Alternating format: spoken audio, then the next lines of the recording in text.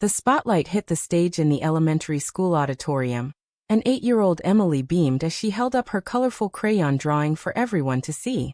"These are my two moms, Harley and Kimberly, on their wedding day," she announced into the microphone, her voice echoing through the suddenly silent crowd of parents and teachers. What should have been a sweet family moment turned into the moment that shattered years of carefully constructed lies. Harley sat frozen in the third row, her heart hammering so hard she could feel it in her throat.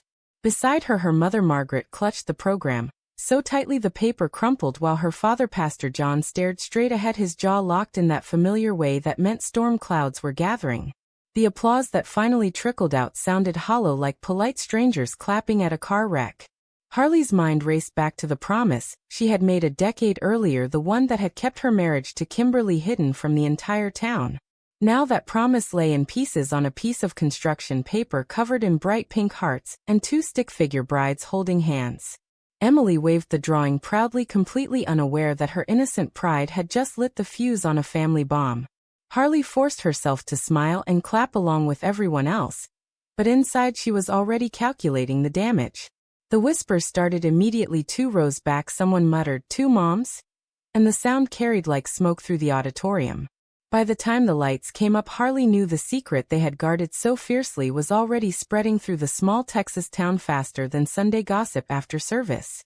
She stood on shaky legs and made her way toward the stage to collect her daughter, trying to look calm while her parents followed like shadows. Emily ran into her arms, still clutching the drawing. "Did you see, Mommy? I made you and Mama Kim so pretty." Harley hugged her tight, swallowing the lump in her throat. "I saw, baby. It's beautiful." But over Emily's shoulder she caught her mother's eyes, and the look there was pure devastation mixed with something sharper, betrayal. In the parking lot, the silence in the car was suffocating. Pastor John gripped the steering wheel so hard his knuckles went white. "We need to talk about this at home," he said quietly, his voice carrying the weight of every sermon he had ever preached on family and faith. Margaret sat in the passenger seat, staring out the window at the passing streetlights. "How could you let her draw that, Harley? After everything we agreed on?" Harley sat in the back with Emily, who had already fallen asleep, clutching the drawing like a treasure. "She's 8, Mom. She doesn't understand why we have to hide." The words hung heavy between them.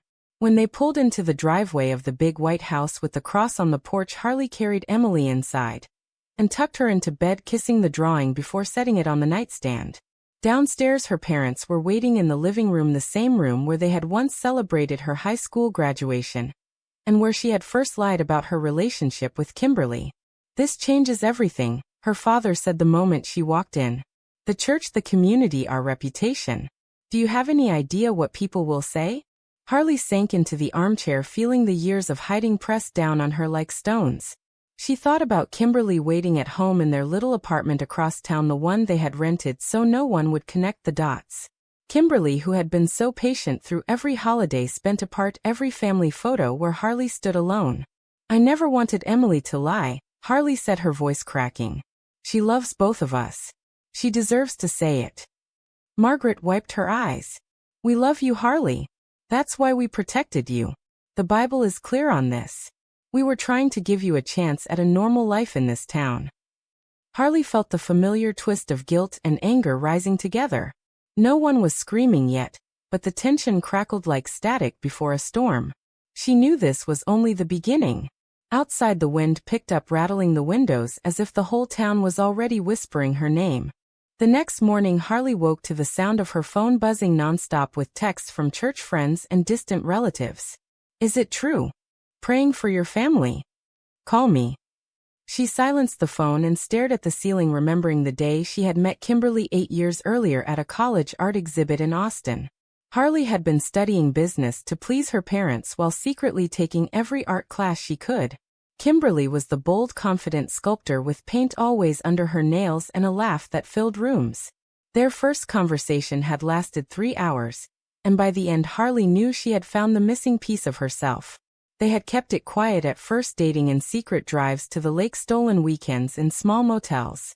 Then came the day Harley brought Kimberly home for Thanksgiving, pretending she was just a roommate. The tension had been immediate.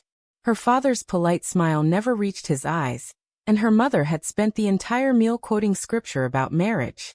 That night after everyone went to bed, Harley had cried in Kimberly's arms. "They'll never accept us." Kimberly had held her close.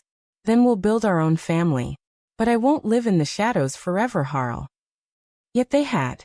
When Harley's parents offered to help buy her a small house on the condition that she focus on her future, she had agreed, knowing the real condition was silence.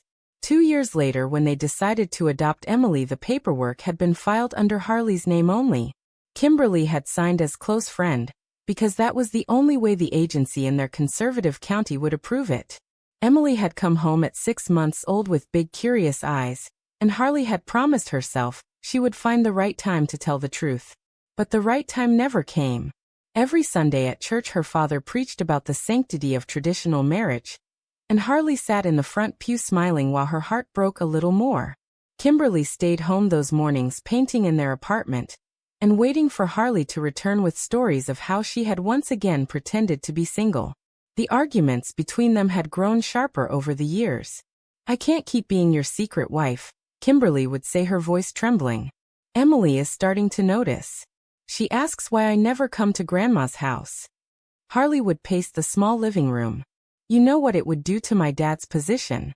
The church would lose members. Mom's charity work would dry up. They're not bad people, Kim, they're just scared." Kimberly would look at her with those steady brown eyes. "And what about us? Are we not a family too?" Last Christmas had been the worst. Emily had begged to have both her moms at the big family dinner. Harley had shown up alone again with a story about Kimberly visiting her own parents out of state.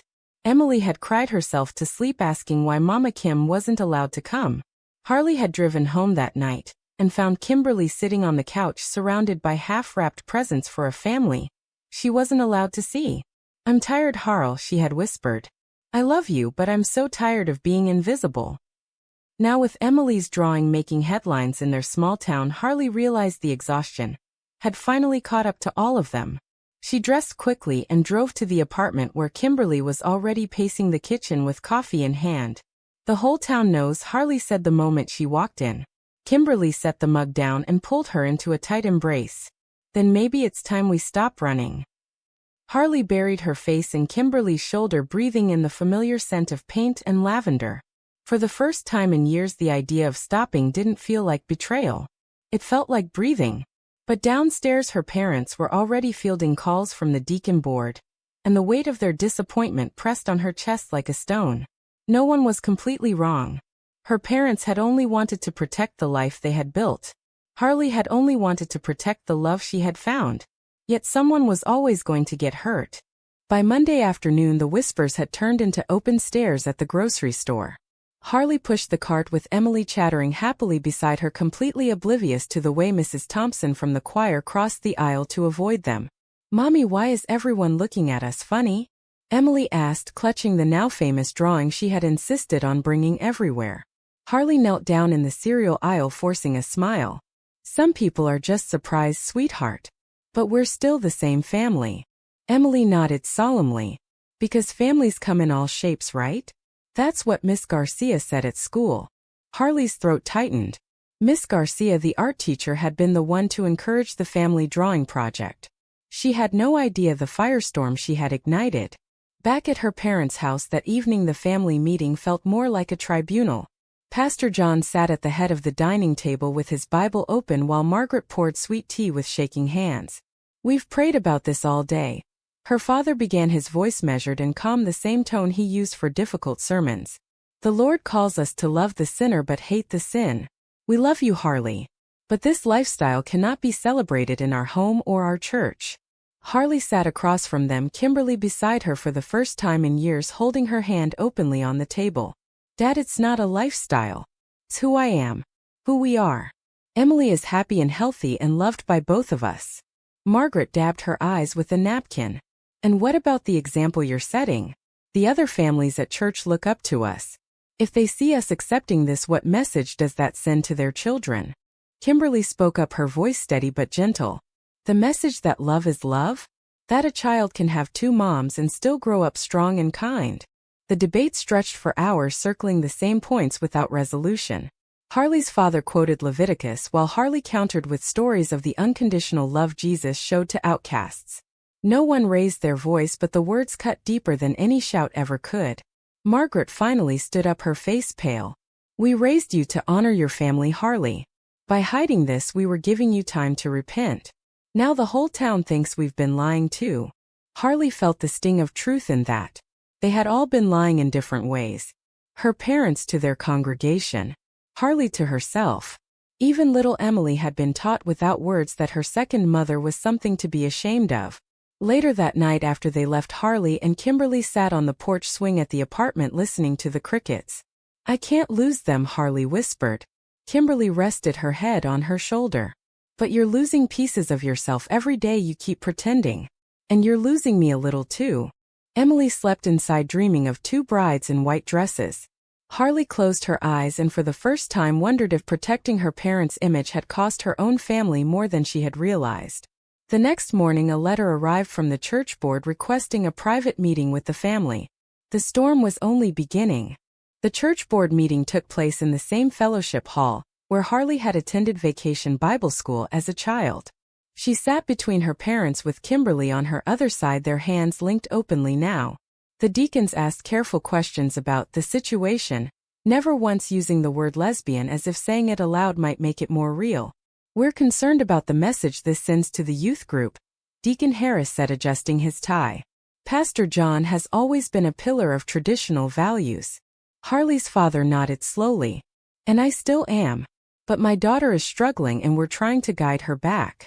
Harley felt the old familiar shame rise, but this time it was mixed with something new, anger at being discussed like a problem to be solved.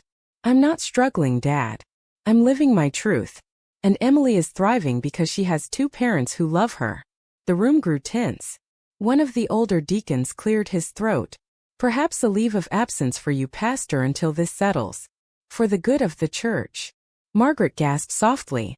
Harley saw the exact moment her father's world cracked. He had spent 30 years building that congregation from a small group to over 400 members. Now it was slipping away because of her. After the meeting, her parents drove home in silence while Harley and Kimberly took Emily to the park. The little girl ran ahead with her drawing clutched in one hand. "Look, Mama Kim. The swings are empty."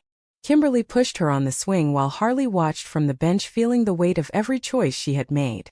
That night at dinner, Emily asked the question they had all been dreading. "Grandma said two moms isn't God's plan. Is that true?" The room went still.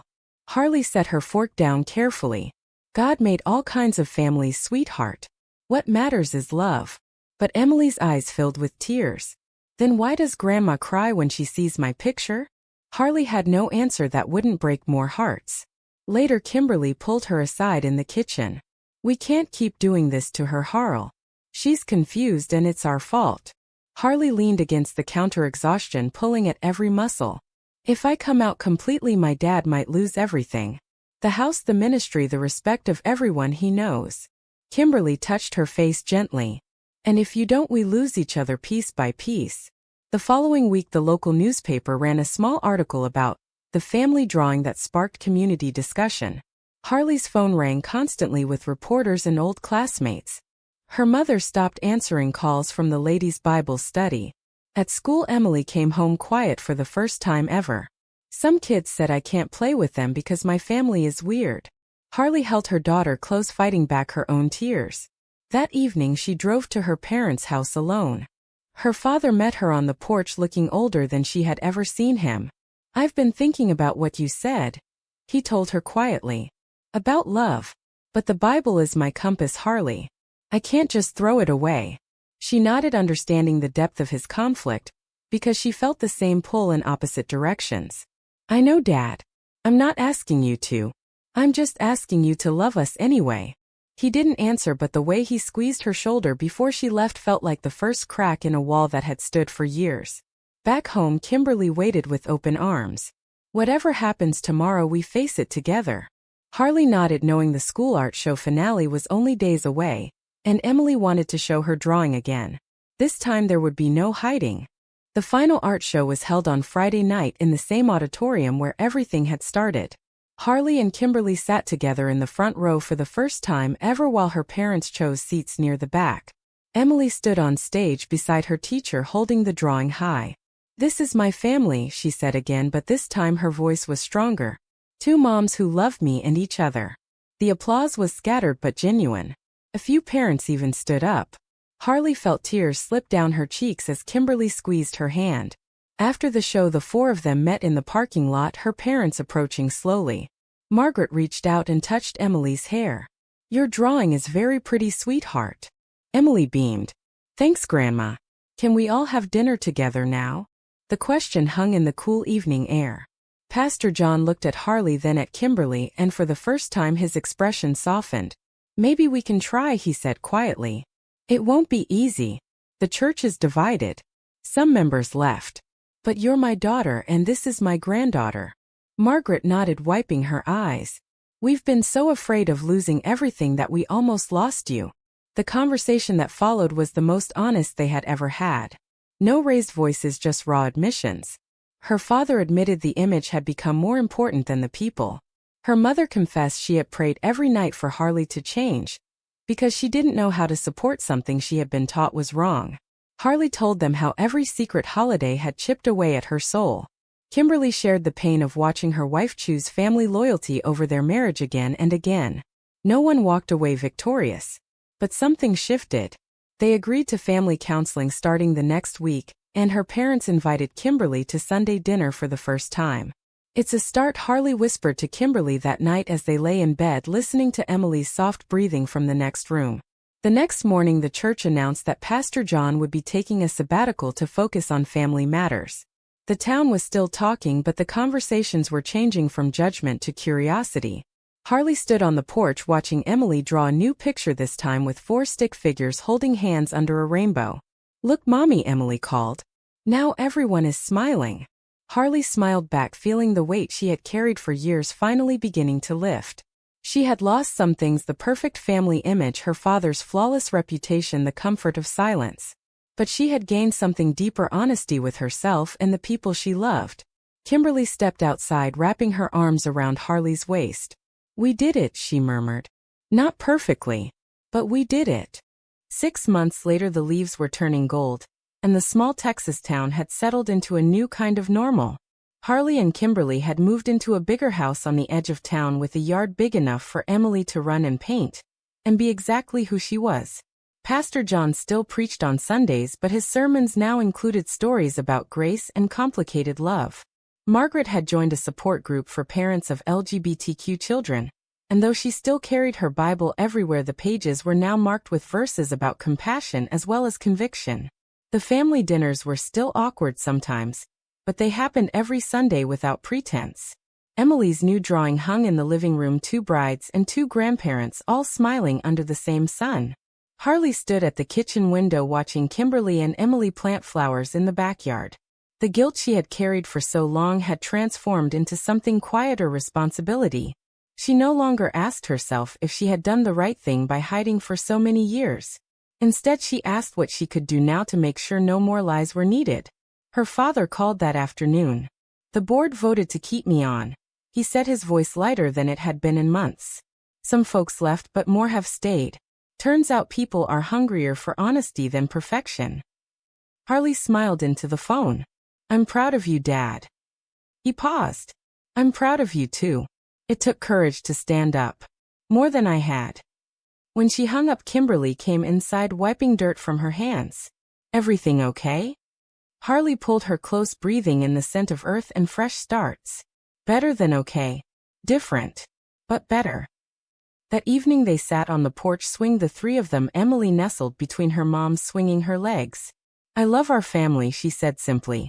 Harley looked at Kimberly over their daughter's head, and saw the same peace reflected back.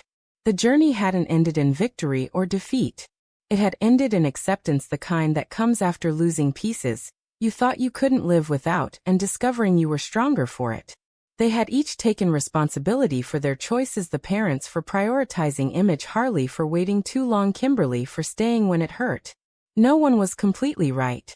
No one was completely wrong. Just people trying to love in a world that made it complicated.